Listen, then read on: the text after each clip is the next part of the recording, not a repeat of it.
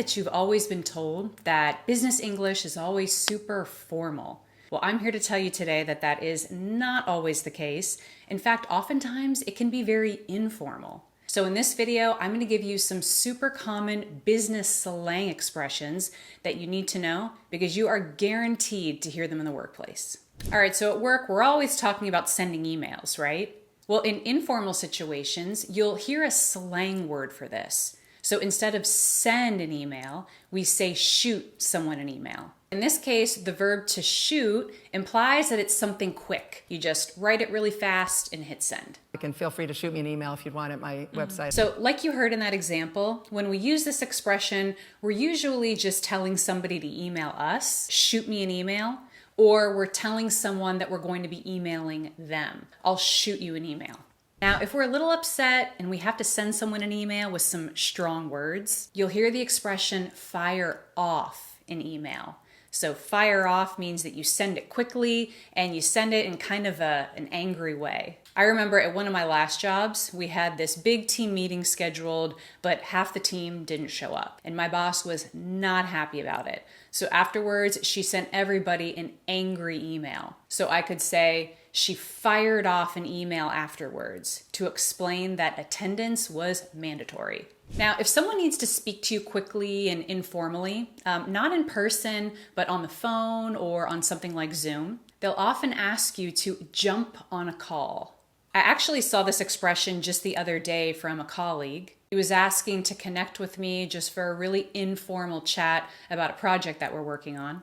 So he wrote, "I'm happy to jump on a short call." And you'll also hear people say hop on a call, jump on a call, hop on a call, same thing. Now, let's say you hear an idea that is just never gonna work. It's not gonna be approved, no way. Well, the slang way to express this is not gonna fly, not gonna fly. To this election cycle. That's not gonna fly. Megan, That this is gonna fly. Megan. And notice we reduce going to gonna, not gonna fly. All right, guys, if you're finding this video helpful so far, go ahead and hit the like button. And if you want more business English content like this, you can subscribe to my Instagram. I post exclusive lessons there every Monday just for subscribers. Just go to my Instagram profile and click subscribe. When we need to follow up with someone and remind them to do something or ask them about something that we need, you'll often hear us use the word to chase. What does it mean to chase someone or something? Well, it means to pursue them, to go after them. So it's the same idea here.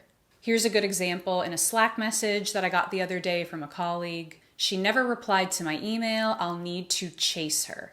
Now, if you're in an online meeting and a colleague needs to leave before it's over, in more formal situations, he or she might say, excuse me, I need to leave. But in informal online meetings, we have a much more casual way of saying this. We'll say, I gotta jump or I gotta drop. And again, because this is informal speech, we're reducing the words got to gotta. I gotta jump, I gotta drop. When someone loses their job, whether they're fired or laid off, the slang expression for that is to get the boot. Swalwell and Schiff got the boot from Intel. So as you heard in that example, it's often used in the past tense. So he or she got the boot. And you'll also hear people say to get the axe. To get the boot, to get the axe, same thing. All right, so have you ever been trying to reach somebody? You're calling them, you're emailing them, you're just not getting any response. Well, this is what we call radio silence, a period of time where there's just no communication, no response from the other person.